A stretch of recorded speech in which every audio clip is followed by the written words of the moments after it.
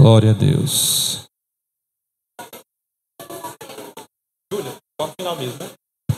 Amém. Meus amados, quem veio nesta noite escutar uma palavra do Senhor, diga amém. Por favor, você que trouxe a Bíblia Sagrada, abra comigo a leitura que foi feita na abertura do culto nesta noite, no livro de Josué, no capítulo de número 24.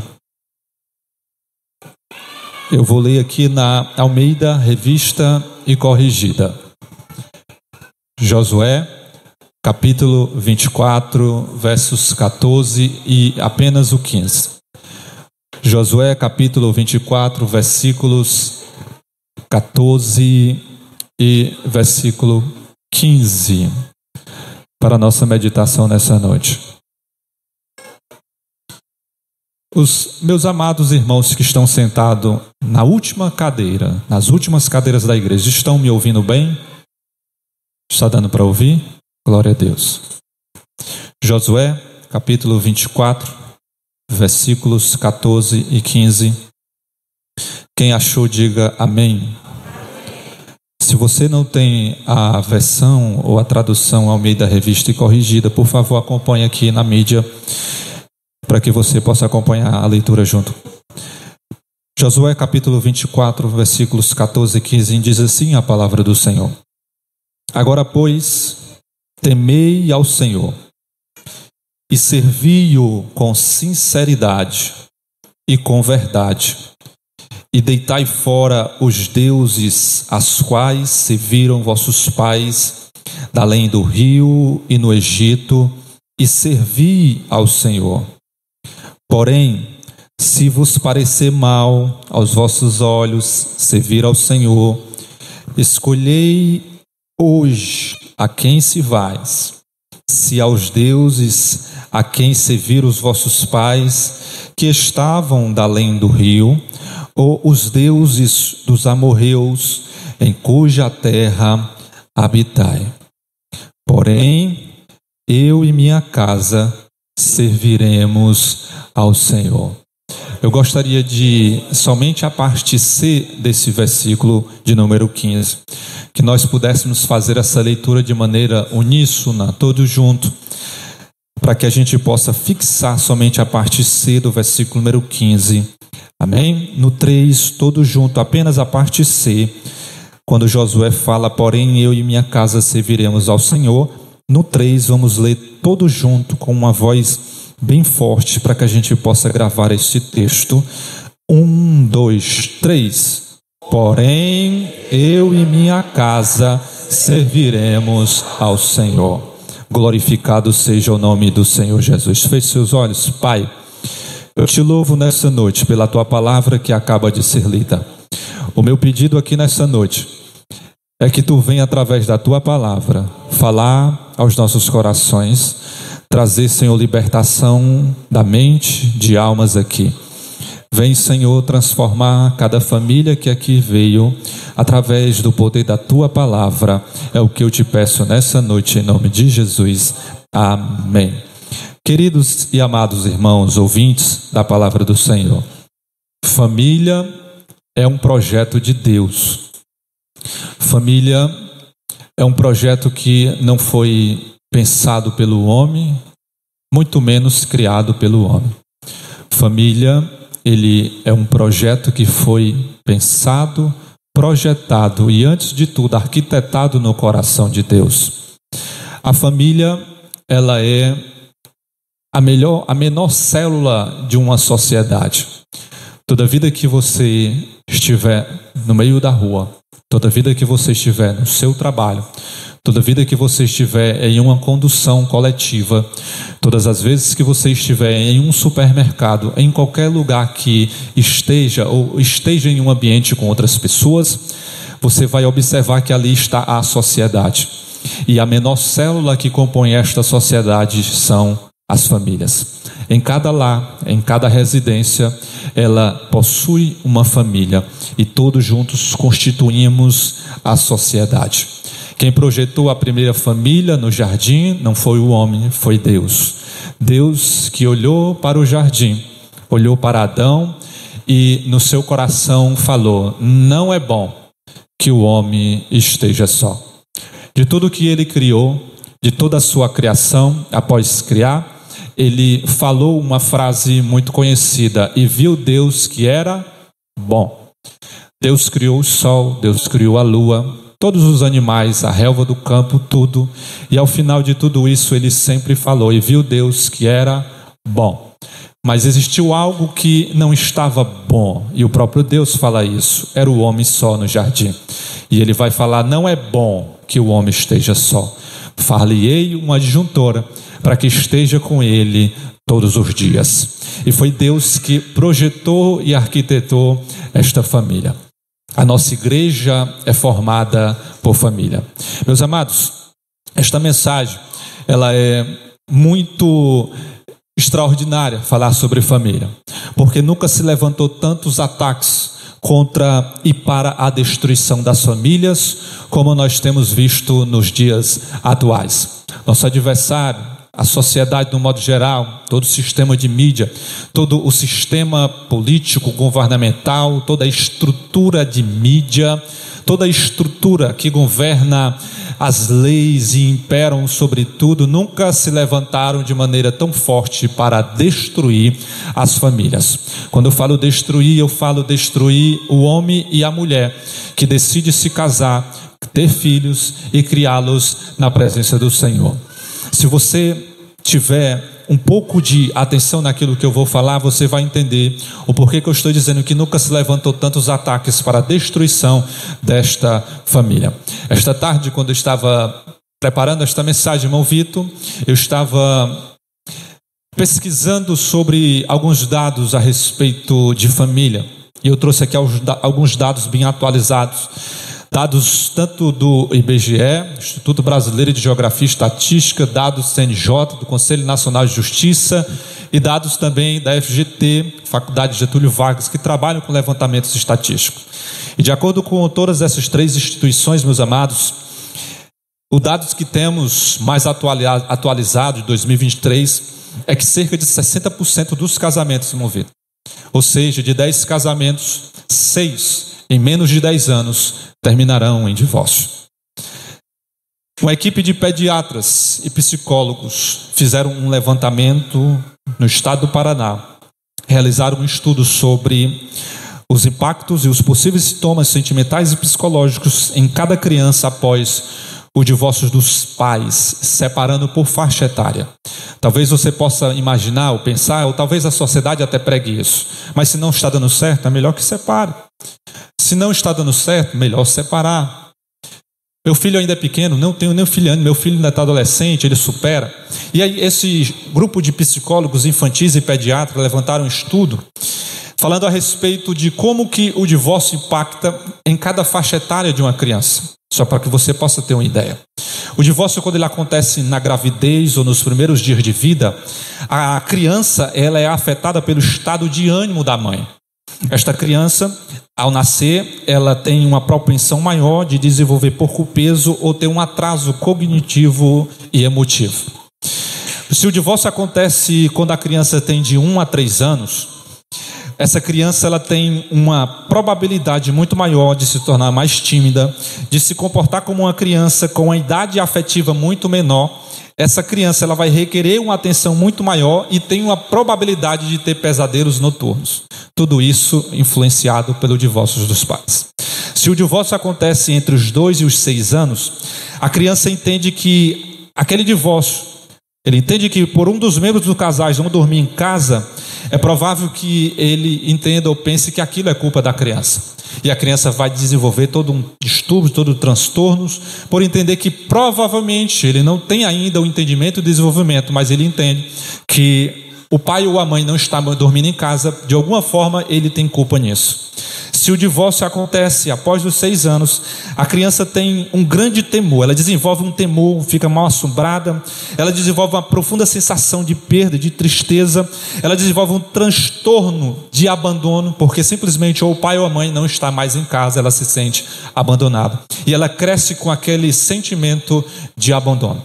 Se o divórcio acontece entre os 6 e os 9 anos, ela tem uma proporção maior de desenvolver um sentimento de rejeição, desenvolver fantasias de reconciliação, e ela fica naquela expectativa durante toda a sua adolescência. E aqui, meus queridos, esse estudo ele vai trazer uma proporção do que acontece em cada faixa etária, de como aquilo causa um impacto muito grande na vida daquela criança. Por que eu estou falando isso? Pastor, por que você está trazendo todos esses dados? Exatamente, meus amados, porque se nós olharmos para o nosso contexto social, Brasil, na proporção em que a taxa de divórcios no Brasil ela dispara, os números de suicídios entre crianças e adolescentes também dispararam na mesma proporção. Enquanto que o número e a taxa de divórcio tem crescido, o número de suicídio entre crianças e adolescentes também dispararam de uma maneira vertiginosa no nosso Brasil. Se você tiver uma ideia, a taxa de homicídio por 100 mil habitantes no Brasil atualmente é 4 vezes maior do que a média mundial. Meus amados, nós estamos falando de sociedade, nós estamos falando de família, nós estamos falando de você, nós estamos falando da nossa casa. Na última década, o Brasil manteve uma média de 60 mil homicídios por ano. Só para que você possa ter uma ideia, isso aqui é apenas a introdução da mensagem. Eu peço que você tenha muita atenção nesses dados que eu estou trazendo aqui, para que você possa entender aquilo que Deus tem para tratar e falar aos nossos corações nessa noite. A taxa de homicídio no nosso Brasil, meus amados, ela é cerca de quase 30% ao ano a cada 100 mil habitantes. A título de comparação, na Primeira Guerra Mundial, que foi a guerra mais mortal e mais sangrenta, a taxa de mortalidade não chegou a 3%. Ou seja, nós vivemos em um país em estado de guerra, quando se tratando de mortalidade, porque nós temos uma taxa de mortalidade de 30% quando falamos de 100 mil habitantes. Quando você levanta todos esses dados, quando você não tem paz ao sair na rua, quando chega em casa, você sente um desespero para entrar logo em casa, porque pode acontecer alguma coisa, quando você já não sente mais paz de andar com o celular à mostra no meio da rua, quando você não tem mais paz de andar em qualquer lugar, dependendo do horário, tudo isso reflete e impacta sobre famílias, porque cada uma dessas pessoas que estão cometendo crimes, que estão assassinando, que estão matando, são membros e pertencentes de uma família. Ao olhar para todo esse contexto, meus amados, e talvez você possa até imaginar, conhece alguém, você possa até imaginar que a sua família, alguém esteja também passando por isso, você possa até se colocar que a sua família esteja passando por isso, você pode nesse momento estar fazendo a pergunta: sim, pastor, todos esses dados talvez sejam conhecidos, alguns eu não conhecia, mas qual é a solução para tudo isso? Como que a gente resolve tudo isso? Qual é a solução para que as taxas de homicídio dela caiam? Qual é a solução para que as taxas de divórcio diminuam? Qual é a solução para que a gente tenha filhos, crianças e adolescentes que cresçam sem se envolver com a criminalidade? Qual é a solução para que a gente possa ter famílias crescendo debaixo da graça do Senhor? E aí, ao ler esse texto de Josué, capítulo 24, a gente pode aqui, meus amados, através das Escrituras Sagradas, entender que o antídoto para a crise, para a corrupção e para toda a degradação da sociedade na qual estamos inseridas é termos famílias que decidiram servir ao Senhor. Pastor, como que resolve tudo isso que você acabou de falar? É quando nós temos famílias que decidiram servir ao Senhor. Quando você lê esse texto de Josué, capítulo 24, logo do primeiro versículo você vai ver Josué fazendo um memorial, trazendo a lembrança do povo de Israel. É as últimas palavras de Josué. Josué foi um líder que sucedeu Moisés. Moisés tirou como um forte o povo do Egito debaixo da graça do Senhor. Josué, ele vai suceder Moisés. Josué está no capítulo 24 do seu livro, vivendo aqui os seus últimos dias, e quando eles já tinham conquistado a terra prometida, todas as terras já tinham sido divididas entre as tribos de Israel, estava tudo certo, todas as guerras vencidas, estava tudo em paz, tudo aquilo que precisava ser conquistado já tinha sido conquistado, tudo que precisava ser vencido já tinha sido vencido, tudo aquilo que precisava ser dividido já tinha sido dividido. Agora Josué chama o povo para fazer um último discurso, um último sermão, e ele começa no capítulo 24, quando ele diz: depois juntou Josué todas as tribos de Israel em Siquém, e chamou os anciões de Israel, os seus cabeças, os seus juízes, os seus oficiais e eles se apresentaram diante do Senhor.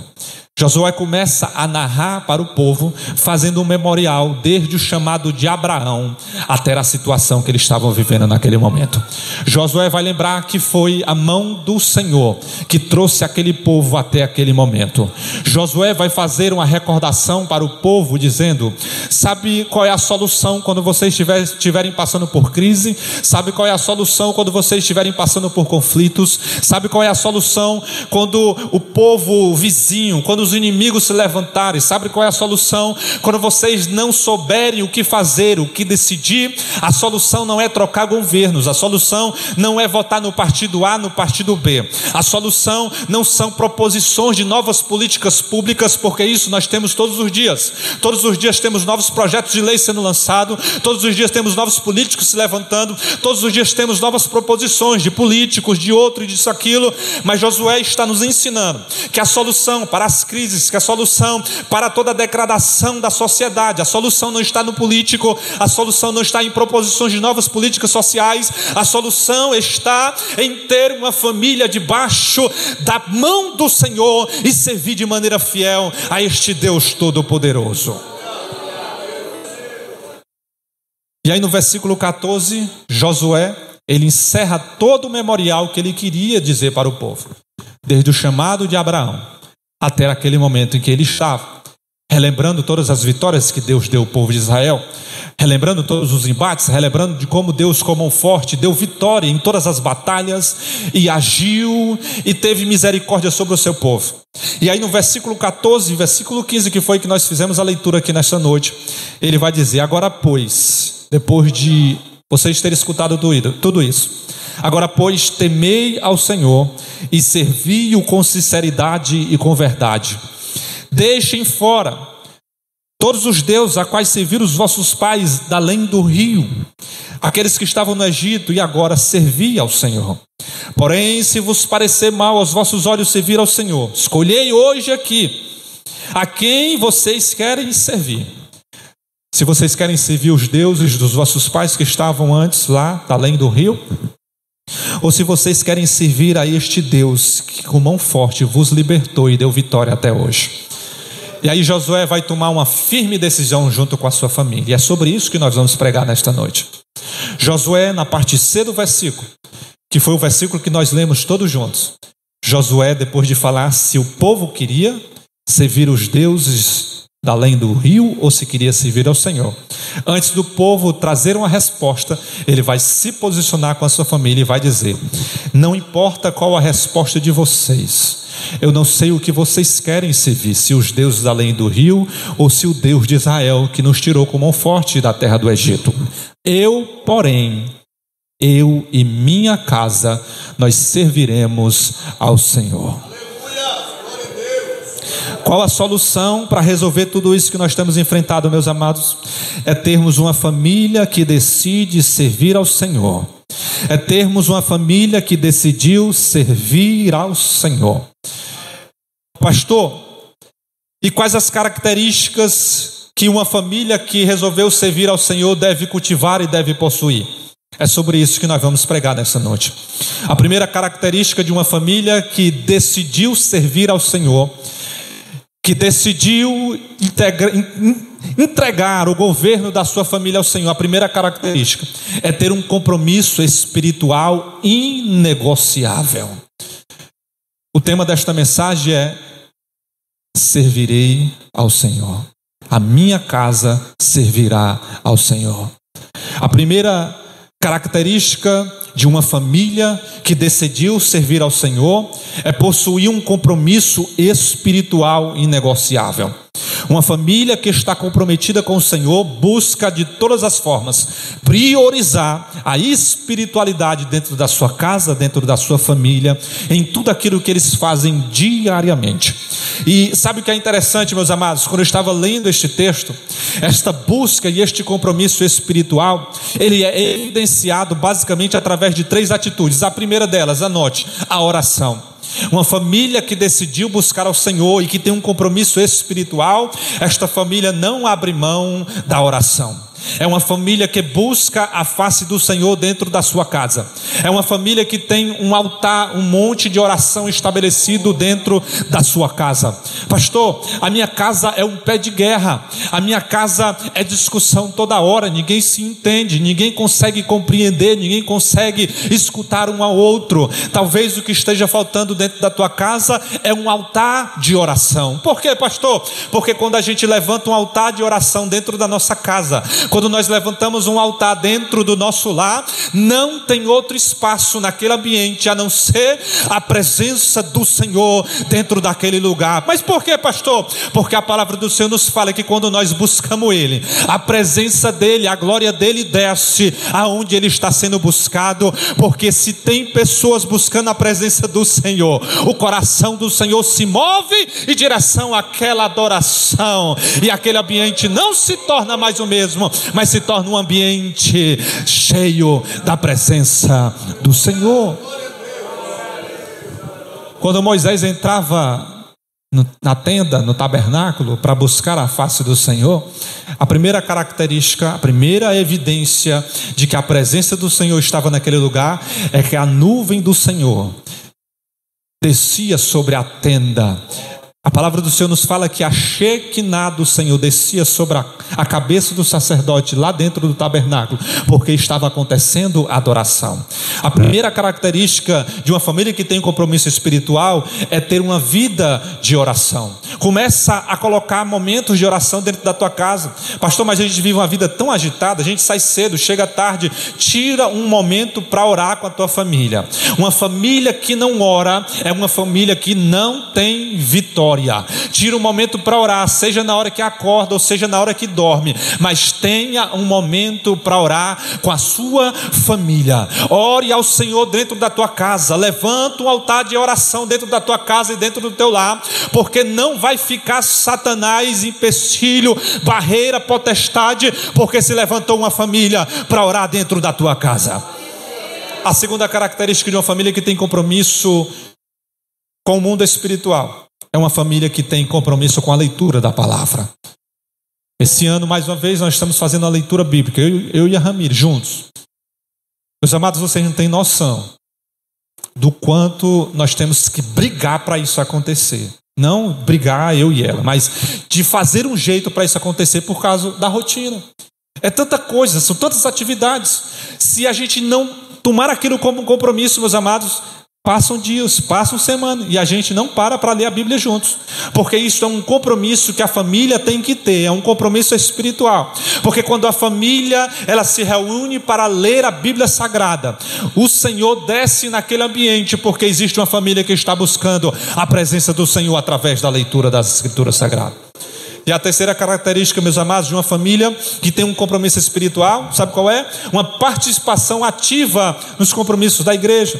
Deus nos chamou para congregar com os nossos irmãos. Existe uma igreja, uma comunidade espiritual. Eu louvo a Deus, meus amados, toda vida que a gente tem uma oportunidade de estar orando por essas crianças, sabe por quê? Porque aqui é o exemplar de famílias que dedicaram-se a sair das suas casas e trazer as suas famílias, as suas crianças, para assistir, para orar, para escutar a palavra do Senhor. É cansativo, eu sei que é, porque temos duas crianças, meus amados, vocês não sabem a luta que é, para você se levantar, para você organizar, para você arrumar, para você preparar tudo para estar na igreja, com duas crianças pequenas, com 3, com 4, mas é uma luta que vale a pena, sabe por quê? Porque nós não estamos investindo em algo nosso, nós estamos investindo em uma herança que Deus nos deu, mas é uma herança que pertence a Ele, e Deus vai cobrar de cada pai, de cada mãe, a negligência com o lado espiritual dessas crianças. Por isso, meus amados, a terceira característica de uma família que tem compromisso espiritual é uma participação ativa nos compromissos da igreja. Pastor, como que faz isso de maneira prática? Cultive, estabeleça práticas diárias de oração dentro da sua casa. Estabeleça práticas diárias de leitura. Crie ambientes onde a palavra de Deus é discutida. Crie ambientes onde a palavra de Deus é aplicada. É tão interessante, meus amados, e essa é uma mensagem prática para a igreja nessa noite. Às vezes eu estou dirigindo com o Levi, indo para o colégio, e a gente vai compartilhando coisas que ele sabe, ele pergunta, tudo eu dou um jeito de aplicar uma orientação bíblica, uma orientação da palavra na vida desta criança. Tenha tempos de qualidade com a sua família, e esteja sempre compartilhando da palavra de Deus com a sua família. Mas existe, meus amados, uma segunda característica de uma família que resolveu servir ao Senhor. E a segunda característica é a integridade e a fidelidade a Deus. Meus amados, não tem coisa pior do que um filho olhar para um pai ou para a mãe e não ver integridade no pai e na mãe. Lembra quando eu falei que tudo começa dentro da nossa casa? A sociedade, ela começa dentro da nossa casa. Às vezes você manda o seu filho, vai estudar, meu filho, lá você vai aprender coisas boas, mas quando ele chega em casa, meu filho, vá para a igreja, lá você vai aprender a palavra de Deus, mas quando ele chega em casa, o que é que ele tem aprendido? A família começa em casa, a instrução começa no lar. O que é que adianta você orientar ele dentro da igreja, que é proibido mentir, que não pode mentir, que é pecado mentir, mas quando ele chega dentro da tua casa, ele te vê atendendo o telefone e dizendo, fala para fulano de tal, dizer que eu não estou na frente do seu filho. Você desfaz tudo aquilo que ele aprendeu. Como assim? Meu pai disse que é errado mentir, mas ele está dizendo que não está em casa, porque eu estou olhando para ele aqui em casa. Integridade e fidelidade é uma característica de uma família que decidiu servir ao Senhor. Deve possuir em todos os seus atos, em tudo, dentro da sua casa, meus amados. Avalie o que você precisa modificar, o que precisa ser mudado, o que precisa ser reorganizado, para que a fidelidade, para que a integridade, para que o compromisso com a palavra do Senhor seja mantido dentro da tua casa, dentro da tua família, junto com a tua esposa, junto com os teus filhos, no ambiente que você vive todos os dias. Josué é um exemplo extraordinário de alguém que se posicionou. Não espere posicionamento de ninguém. Se posicione você. Pastor, mas é porque o meu marido não me ajuda.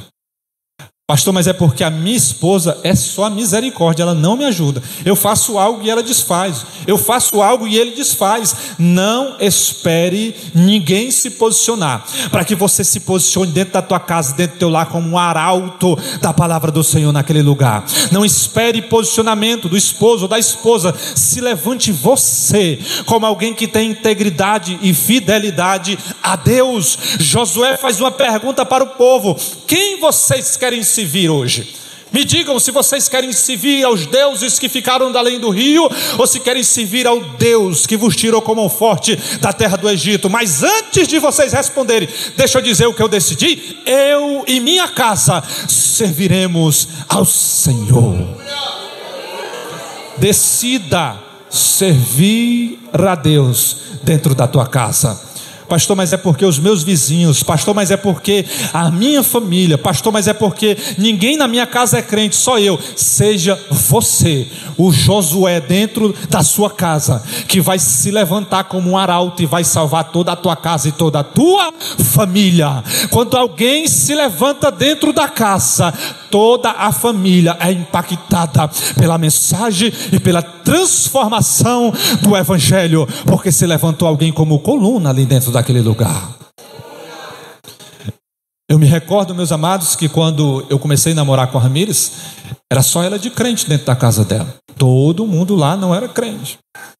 E ela se levantou como um arauto lá dentro da sua casa.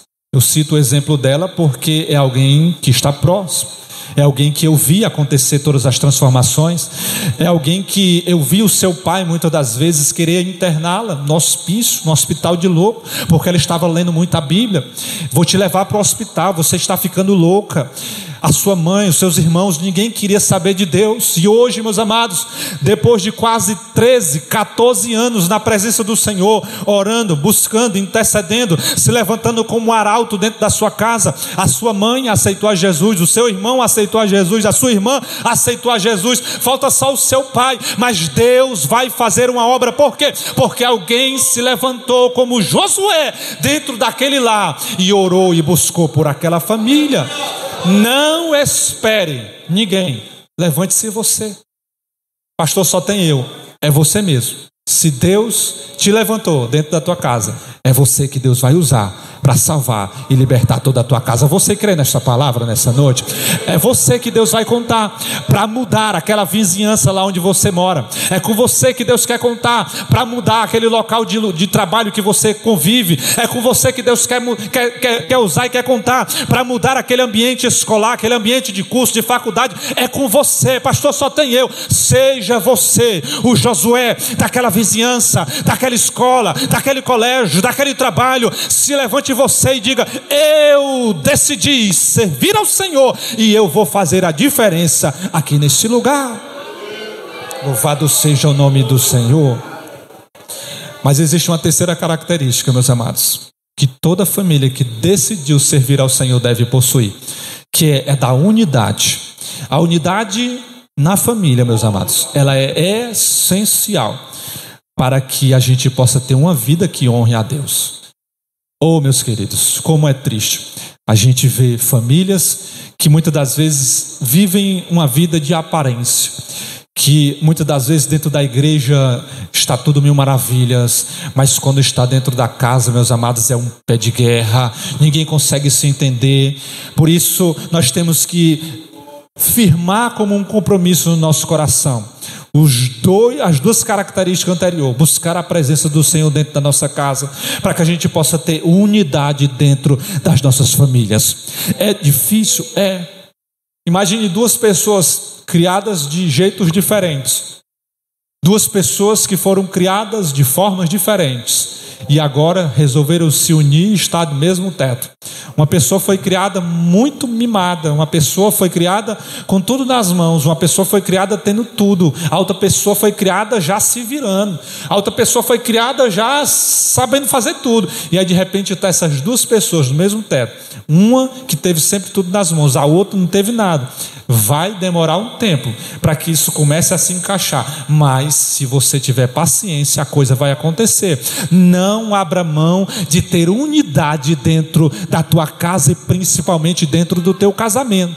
Se existe uma coisa que começa a dar problema e acarreta no divórcio, é a falta de unidade dentro da casa, é a falta de unidade dentro da família. O que é unidade, pastor? É aquilo que está lá em Gênesis: deixará o homem a mãe, o pai, e apegar-se-á a sua mulher, e serão ambos uma só? Uma só? Quando a palavra diz: deixará o homem, pai e mãe, apegar-se-á a sua mulher, e serão ambos uma só carne, o que Deus está falando aqui é de unidade. Os dois vão pensar de maneira não igual, mas de maneira unida, porque existe diferença. Existem as individualidades dentro do matrimônio, sim, mas existe a unidade, que é: todos vão fazer e concorrer para que aquele matrimônio ele dê certo. Pastor, mas é porque isso é um dos maiores motivos na minha pesquisa que eu estava fazendo hoje à tarde, que é um dos maiores motivos de divórcio. Às vezes nem é problemas de discussão, às vezes nem é conflito. Sabe qual é um dos maiores problemas que tem se levantado para divórcio? Incompatibilidade de gênero. O que é isso, pastor? Falta de unidade. Sabe o que é isso? Pastor, mas é porque eu penso tão diferente dele. Amém, glória a Deus por isso. Nós temos que pensar diferente um do outro, sim, mas isso não tira a nossa unidade. E o que é unidade? É os dois estarem concorrendo junto para que aquela união dê certo. Nós podemos pensar diferente, eu penso de uma forma, ela pensa de outra, mas o casamento é algo que nós vamos unir para que aquilo dê certo. E isto se chama unidade. Não abra mão disso dentro da sua casa e dentro do seu lar. Pense diferente, tenha propósito, tenha planos, projetos, mas que ambos concorram para que o casamento, para que a família, para que o matrimônio ele chegue até a eternidade. E para que isso aconteça, meus amados, a gente precisa se esforçar. Dá trabalho, meus amados. Manter uma família bem estruturada na presença do Senhor não é algo que a gente consegue indo bem ali na esquina. Dá trabalho. requer lutas diárias, requer oração, requer choro, requer lágrimas, requer intercessão. Mas sabe de uma coisa que Josué está nos ensinando aqui? Vale a pena. Sabe por quê? Porque existe bênção sobre uma sociedade que possui famílias unidas e servindo debaixo da presença do Senhor. Uma sociedade que possui famílias debaixo da presença do Senhor é uma sociedade que possui criminalidade baixa, é uma sociedade que possui índice de homicídio baixa, é uma sociedade que possui índice de roubo baixa. Por quê? Por causa das políticas públicas, por causa do governo, por causa do político A e B? Não, porque é uma sociedade que possui famílias que decidiram servir e buscar a presença do Senhor. Por isso, meus amados, que lá em Provérbios está escrito: feliz é a nação cujo Deus... O que é que este texto quer dizer? Feliz é a nação cujas famílias servem ao Senhor.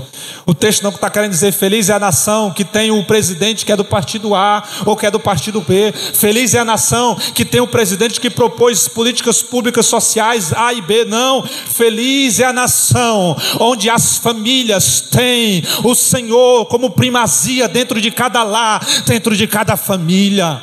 Sabe como que a gente muda a sociedade? Mudando a nossa casa. Sabe como que a gente diminui todas as taxas ruins da nossa sociedade? Não é propondo novas políticas públicas, mas é se voltando para dentro das nossas casas, resolvendo os problemas dentro do nosso lar, buscando a Deus em primeiro lugar, levantando um altar de oração dentro da nossa casa. Quando você fizer isso, cada casa aqui presente, cada lar aqui presente será um antídoto para essa sociedade corrompida, degradada, imoral, mas vai se levantar, porque famílias aqui presentes vão se levantar como arautos na presença do Senhor em meio a essa sociedade e vai impactar de maneira positiva toda esta nação.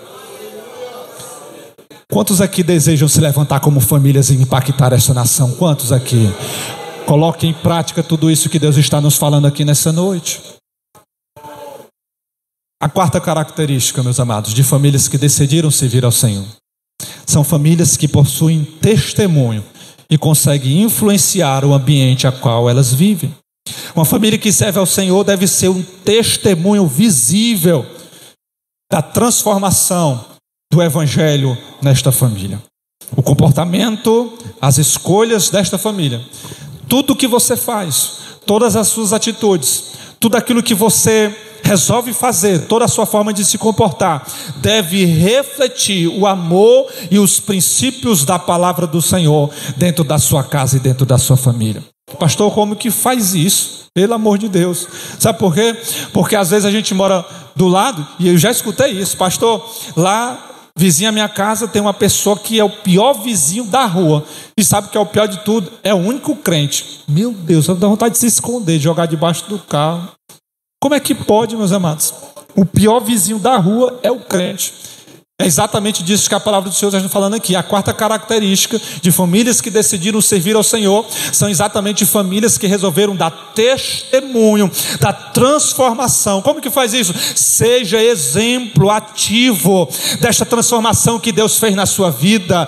Dê exemplo, testemunhe, fale de Cristo onde você mora. Seja um bom vizinho. Seja um bom funcionário, seja um bom aluno. Como que é o mundo? Mudando você, mudando a sua casa. Meus amados, como que às vezes a gente tem uma ideia que é muito difícil, que a gente tem que fazer coisas mirabolantes. Você só precisa cuidar da sua vida e da sua casa. Se cada família decidir cuidar da sua casa debaixo dos princípios do Senhor, nós teremos uma sociedade forte, vibrante e que busca a presença do Senhor. E tudo aquilo que é ruim vai começar a declinar, porque se levantou famílias naquela sociedade interessadas em buscar a presença do Senhor. Tem uma história muito interessante, meus amados, que um sapateiro chegou para Martinho Lutero. Martinho Lutero foi o idealizador da reforma protestante. E aí esse sapateiro chegou para ele e disse assim: Lutero, eu aceitei Jesus. E agora? O que é que eu devo fazer? Na mente dele, ele pensou que precisaria mudar ou fazer algo extraordinário. E aí Lutero olha para aquele sapateiro e diz assim: ó, você aceitou Jesus? Foi? Amém. Sabe o que é que você tem que fazer agora? Volte lá para a sua sapataria. Faça o melhor sapato que você puder fazer e venda por um preço justo. Sabe o que é que o Lutero estava querendo dizer? Viva uma vida normal, dando testemunho da fé que você aceitou. Você só precisa testemunhar deste evangelho que Deus colocou dentro do teu coração, aonde Deus te levar. Você não precisa de um microfone, você não precisa de oportunidades, você não precisa estar em um altar, estar em um ambiente de destaque para dar testemunho. Se você só dá testemunho quando está em destaque, você precisa aceitar Jesus de novo, porque Deus nos chamou para ser discípulo, para ser arauto deste evangelho, lá na nossa escola, na nossa faculdade, no nosso trabalho, no nosso local de ambiente, de circunvizinhança, em todos os lugares nós temos que dar testemunho e influenciar esta geração. E aqui que entra, meus amados, o porquê que a nossa sociedade não tem mudado. Porque se você olhar pesquisas, você vê que o índice de evangélicos só aumenta no Brasil. E aí eu estava essa semana vendo uma reportagem do ano passado, da Veja, que a perspectiva é que em 2050 o número de evangélicos vai ultrapassar todas as outras religiões no Brasil. Como é que pode? Como é que pode nós termos uma crescente de pessoas que se dizem evangélicas, ao passo que nós temos uma crescente de todas as taxas ruins no nosso Brasil? Taxas de assassinatos, taxas de homicídio, taxas de suicídio, taxas de divórcio, tudo que você possa imaginar de ruim, está tudo crescendo. Em contrapartida, o número de evangélicos também está crescendo. E aí o que me vem à mente é só uma coisa: ou este evangelho verdadeiramente não muda ninguém, o que eu não acredito nisso, porque ele muda, ou em contrapartida, nós temos visto pessoas que só são evangélicos no nome, mas não são verdadeiramente cristãos lá dentro da onde Deus nos colocou. É preciso nós se levantarmos não com o título de evangélico, igreja. É preciso nós se levantarmos como verdadeiramente famílias transformadas, regeneradas, libertas pela presença do Senhor, dando testemunho e influenciando a geração aonde Deus nos colocou para influenciar. Porque se assim nós fizermos, meus queridos, pode ser ter somente 2, 3 famílias naquele lugar, mas nós vamos conseguir impactar toda aquela região, porque ali tem 3 famílias que verdadeiramente resolveram viver o evangelho de Cristo naquele lugar. E para encerrarmos, meus amados, a quinta característica de famílias que decidiram servir ao Senhor são famílias que possuem disciplina e investem de maneira profunda na educação espiritual dentro da sua casa. E aqui eu volto a falar, meus amados, sobre filhos, porque a palavra do Senhor nos fala que os filhos são herança que Deus nos dá. E às vezes nós compreendemos mal essa mensagem. Porque se você lembra de herança, e se eu lhe perguntasse quando que alguém recebe uma herança, você provavelmente me responderia: só quando o dono daquele bem morre, não é verdade? Se eu deixo uma herança para os meus filhos, eles só terão direito a essa herança quando eu morrer. É por isso que aquela passagem do filho pródigo, ela é ainda muito mais profunda. Porque quando aquele filho chegou para o pai e disse assim: me dá a minha herança, porque eu tenho parte contigo, aquele pedido foi muito mais profundo e doeu muito mais no pai. Porque o que aquele filho estava pedindo, o que aquele filho estava dizendo para o pai era o seguinte: para mim você já morreu, pai, me dá a minha herança. Mas não é a mensagem de hoje. O ponto é, quando Deus fala, quando a palavra nos fala que os filhos são a herança do Senhor, que Ele nos dá, esta herança não é algo que nós vamos usufruir enquanto em vida. Herança são pessoas, quando eu falo de filhos, que nós estamos deixando para a sociedade, para este mundo. E aqui fica uma pergunta para todos os pais que aqui estão presentes: que tipo de herança nós estamos deixando para a sociedade do futuro? Que tipo de herança nós estamos construindo hoje para essa sociedade daqui 20, 30 anos? Esta herança, ela tem que ser moldada e construída, não é amanhã, é hoje.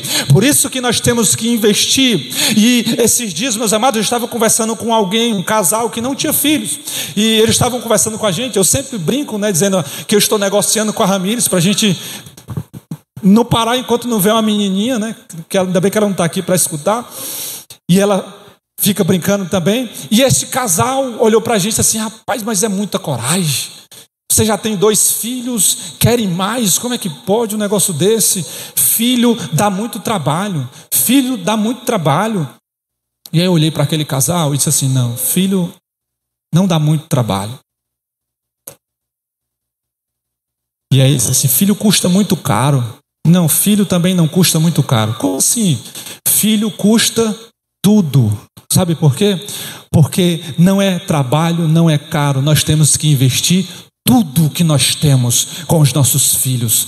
Tempo, educação, todas as nossas experiências, tudo aquilo que Deus nos deu. Sabe por quê? Porque esta é a herança que nós deixaremos para a futura sociedade lá no futuro. É esta herança, meus amados, que nós estamos construindo para a sociedade que vai vir. Por isso que eu falo aqui, deixo uma mensagem final para todos os pais: dediquem tempo para os vossos filhos, ensine, instrua, admoeste, discipline, eduque, leia a Bíblia, ore com eles, para que você possa deixar a herança para a sociedade, mas não uma herança que vai desgraçar a futura sociedade, mas uma herança que vai ser bênção para a sociedade futura. Futuros pastores, futuros evangelistas, futuras pregadoras, futuros missionários, alguém que foi abençoado, que teve a dedicação hoje, e que lá no futuro serão homens e mulheres que irão impactar a geração do futuro. Por isso, se você tem uma chama do Evangelho no seu coração, enxerte isso dentro da sua família, dentro da sua casa. E para nós concluirmos, meus amados, Josué, ele tomou uma firme decisão naquele dia. Ele não esperou a resposta da nação de Israel. E nessa noite, o Senhor, ele nos faz aquela mesma pergunta que Josué fez, mas não de maneira igual, porque se talvez o Senhor descesse aqui e perguntasse: vocês querem servir a quem? As suas vontades? Vocês querem servir o eu de vocês? Vocês querem servir as próprias vontades ou querem me servir? Talvez seria muito forte. Não, Senhor, nós queremos servir a Ti. Como o povo de Israel também falou, nós não queremos outros deuses, mas nas atitudes, no dia a dia, quando nós formos ver a situação que Israel se encontrou mais na frente, nós vamos ver que aquilo tudo era da boca para fora. Mas nessa noite Deus quer de nós não uma resposta da boca para fora. Deus quer de nós uma resposta sincera. E talvez você chegou aqui e esteja dizendo: pastor, tudo isso que foi pregado, todas essas características que foram elencadas, faltam todas dentro da minha casa, faltam todas dentro do meu lar. Falta oração, falta palavra, falta dedicação, falta integridade, falta fidelidade, falta tudo, pastor. Qual é a solução? A solução é hoje você se levantar como Josué se levantou e assumir um compromisso com você, com Deus e com a sua família, e dizer: eu vou lutar pela minha casa e pela minha família. Se até hoje tudo isso não tinha, a partir de hoje vai ter, porque eu tomo posse desta palavra, e a minha família não vai ser uma família perdida, mas vai ser uma família abençoada pela presença e pela graça do Senhor. Fique de pé nessa noite. O Senhor nessa noite está nos dando uma oportunidade, meus amados, de talvez aqui nesse lugar reconfigurar a rota da nossa família. Talvez você chegou aqui nesta noite com a tua família toda desconfigurada, com a rota toda desconfigurada, mas Deus te trouxe aqui para que você pudesse ser ministrado por esta palavra, para que Deus pudesse reconfigurar a rota da tua casa e da tua família. Deus confiou a você uma família, e esta família não vai se perder, porque Deus vai te dar graça para que você possa conduzir essa família até a eternidade. Talvez Satanás até hoje estivesse falando ao teu coração, tenha usado outras pessoas para dizer: a tua família não vai dar em nada, para a tua família não tem mais jeito, para a tua casa não tem mais solução, para o teu filho não há mais solução. Para o teu esposo não há mais solução. Para a tua esposa não há mais solução. Para a tua casa não há mais saída.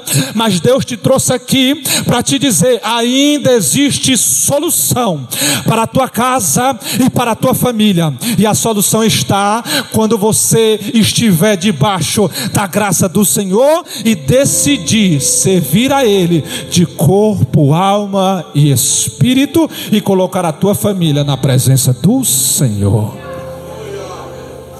Tem alguém aqui nessa noite que gostaria de tomar uma decisão? E se existe uma família que é maior do que a família material, é a família espiritual. E eu quero lançar aqui uma primeira pergunta. Se você chegou aqui nessa noite e está desgarrado dessa família espiritual. Quando eu falo família espiritual, falo a família da fé. Alguém que ainda não aceitou a Cristo como o Salvador da sua vida, e está aqui hoje, veio ao culto, escutou a palavra, está até com a tua família material precisando de conserto, de reformulação. Eu quero te perguntar, se tem alguém aqui nessa noite, sai do teu lugar e vem aqui aceitar a Cristo como o Salvador da tua vida. Tem alguém? Alguém que ainda não aceitou a Jesus como o Salvador, mas que nessa noite quer aceitar a Jesus Cristo como o Salvador da sua vida. Vem aqui que eu quero orar por você. Tem alguém que está no nosso meio que por algum motivo se afastou desta família, mas hoje veio ao culto e decidiu nesta noite retornar para esta família. Eu quero orar pela tua vida também. Se você veio aqui esta noite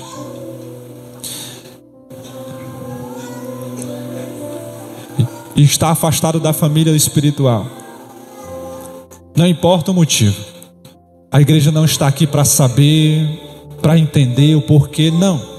A igreja está aqui simplesmente para te abraçar e te dizer: nós te recebemos de volta nesta noite. Tem alguém no nosso meio que gostaria de tomar essa decisão, de voltar para os braços do Senhor, para a família espiritual, a família da fé? Amém. E aí eu quero orar pela sua casa nessa noite. Eu quero orar pelas famílias que estão com uma rota que precisa que o Senhor coloque no eixo novamente. Pastor, eu tenho um filho, eu tenho uma filha, eu tenho um esposo, uma esposa, eu tenho uma causa familiar que já está sem jeito. Mas se você veio aqui nesta noite, foi porque Deus quer transformar esse algo que estava sem jeito. E nessa noite Ele está te dizendo: ainda tem jeito sim, para a situação que você está vivendo. Ainda tem conserto. Deus ainda refaz.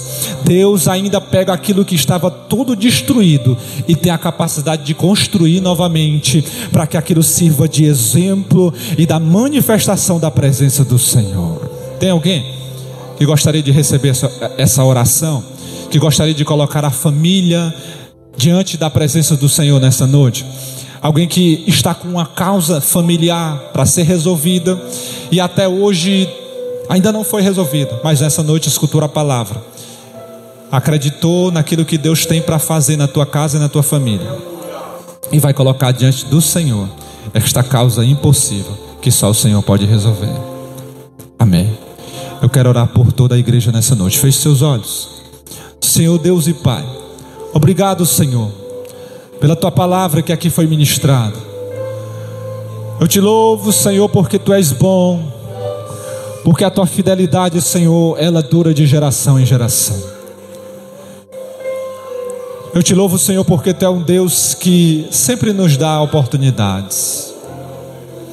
E eu te louvo, Senhor, porque nesta noite mais uma vez tu nos deste oportunidades de nos consertarmos, de nos alinharmos, para que a gente possa, Senhor, naquele grande dia chegar diante de ti de maneira indesculpável, para que naquele grande dia possamos chegar diante de ti, Senhor, e não ter nada o que dizer.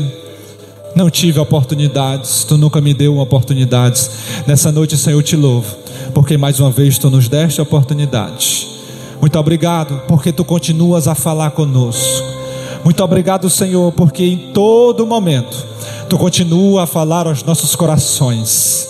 Muito obrigado porque quando nós estamos abatidos, caídos, quando nós estamos, Senhor, fracos, é Tu que nos levanta, nos ergue e nos coloca de pé novamente. Muito obrigado, Senhor. Eu apresento nas Tuas mãos cada família aqui representada. Eu apresento em Tuas mãos cada casamento aqui, Senhor. Se tiver alguém com problemas no casamento, com problemas conjugais, entra com providência, Senhor, nessa noite. Resolve tudo aquilo que precisa ser resolvido, Pai. Repreende, Deus, todo espírito de desânimo, todo espírito da separação. Coloca por terra nesta noite, Senhor, debaixo da autoridade do Teu Espírito Santo, debaixo da autoridade de Jesus Cristo, Senhor. Todo espírito que venha contra as famílias aqui representadas, em nome de Jesus Cristo, Pai. Toma em Tuas mãos cada família aqui, ó Deus, Pai, cada filho, cada esposa, cada marido. Toma em Tuas mãos, ó Deus. Resolve todos os problemas difíceis e impossíveis do Teu povo. É o que nós Te louvamos nessa noite, Te pedimos e já Te agradecemos em nome de Jesus. Amém. Podem sentar, meus amados.